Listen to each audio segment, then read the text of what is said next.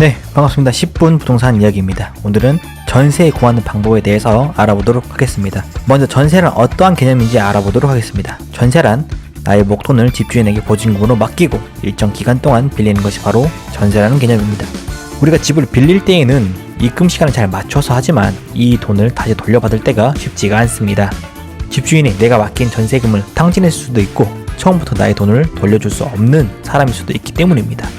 무슨 말이냐고 하면 집주인이 처음부터 그 집을 살 수 있는 자본이 없는 상태에서 집을 매수하였습니다. 전세가 들어있는 집을 샀을 경우가 바로 이러한 경우입니다. 매매가는 2억 원인데 전세로 사는 사람이 1억 6천만 원에 들어와 있다면 집주인은 4천만 원에 집을 매수할 수 있다는 것이죠. 나의 전세 계약은 다 끝났고 나의 전세금을 돌려받고 싶었으나 나 다음에 들어오는 세입자가 없다면 집주인은 나에게 돈을 돌려줄 수가 있을까요? 결론을 말하자면 없습니다. 설사 돈이 현금이 1억 6천만 원이 있다고 하더라도 돌려주지 않을 겁니다. 집주인은 처음부터 그 집을 4천만 원으로 생각하고 집을 구매했기 때문에 전세 금액을 돌려주는 것이 탐탁지 않기 때문입니다. 다음 세입자가 들어올 때까지 피가 마르는 시간이 흐를 뿐입니다. 그런데 마침 집값이 떨어지게 되었고 나 다음에 들어올 세입자가 결국 나타나지 않아서 집이 경매에 넘어가는 불상사가 생길 수가 있습니다. 이러한 경우는 참 머리가 아픈 일이죠. 이러한 이유 때문에 전세는 위험성이 있습니다. 그러나 잘 알고 전세를 구하면 안전하게 구할 수 있습니다. 먼저 알아야 할 것이 있는데 먼저 주택의 종류에 따라서 안전한 주택과 안전하지 않는 주택이 있습니다.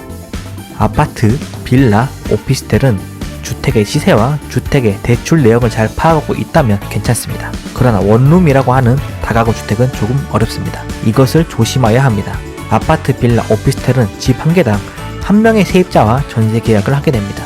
그런데 다가구 주택 원룸의 경우에는 집 한 개에 19개 이하의 방이 있습니다. 이러한 19개 방들은 개별적으로 등기가 되어 있지 않습니다. 101호부터 306호까지의 그 모든 방들이 다 한 사람의 명의로 되어 있다는 것이죠. 등기상의 전세 계약이 몇 개인지 알 수 없기 때문에 집주인이 101호부터 306호까지 모든 호실을 전세 계약을 해도 각 호실의 세입자들은 옆집 사람이 전세를 살고 있는지 월세를 살고 있는지 알 수 없기 때문입니다. 집주인이 따로 알려주지 않는다면 말이죠. 원룸 건물의 매매가가 10억입니다. 그런데 은행에서 5억을 대출을 받았고 18개의 방 모든 것을 다 전세 계약을 했더니 집주인은 10억 원의 웃돈이 생겼으니 해외로 이민 가면 되겠습니다. 이러한 이유 때문에 꼭 그 집의 전 월세 임대 현황을 집주인에게 표로 정리해서 받고 확인 도장을 받고 또 중개인 도장을 받는 것이 좋습니다. 실제로 LH에서는 이렇게 서류화 시켜서 집주인이 장난치지 못하게 또 중개사가 장난치지 못하게 막고 있습니다. 그러면 전세금은 얼마가 적당한가? 간단합니다. 집이 경매에 넘어가더라도 다른 사람이 낙찰을 받아가도 나는 내 돈을 받을 수 있다는 정도가 좋습니다. 예를 들어서 집이 매매가가 2억입니다. 나는 1억 6천만 원의 전세를 들어갔습니다.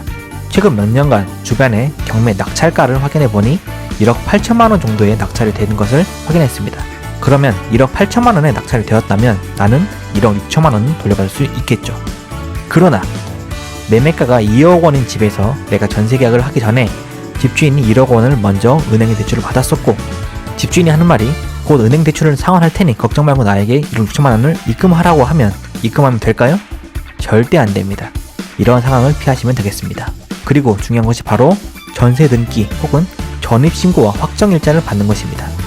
전세 등기라고 하는 것은 등기를 열람했을 때 이 집에 김모 씨가 1억 6천만 원의 전세를 살고 있습니다 라고 등기가 되어 있는 것이 바로 전세 등기입니다. 그런데 대부분의 집주인들은 이러한 전세 등기를 안 해주려고 합니다. 일명 등기가 더러워진다 라고 해서 안 해주려고 합니다. 뭐 걱정 안 하셔도 됩니다. 우리들에겐 전입신고와 확정일자라는 게 있으니 말입니다. 내가 이사를 하고 나서 당일날 꼭 전세계약서를 가지고 동사무소로 가서 전입신고와 확정일자를 받으셔서 내가 이 집에 전세를 살고 있다는 것을 알리셔야 합니다. 최우선 변제권이라는 게 있습니다.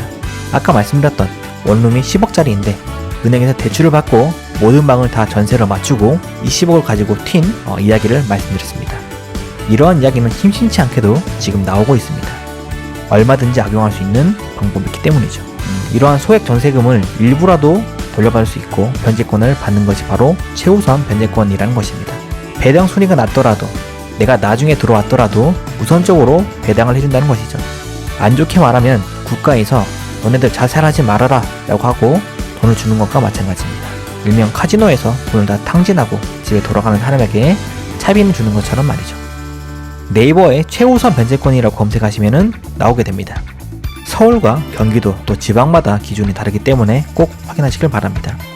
최우선 변제권 같은 경우에는 지방 같은 경우에는 4,500만원 이렇게 되는 걸로 알고 있습니다. 그런데 일명 악용하는 사람들이 몇몇 있다는 것이죠. 4,500만원인 것을 뻔히 알고도 4,800만원, 4,700만원의 전세를 내놓는다는 것입니다. 이럴 때에는 꼭 4,500만원 그 턱걸이 라인에 맞춰서 월세를 조금 더 2, 3만원 더 주더라도 이 금액에 맞춰서 들어가는 것이 조금 더 안전하겠습니다.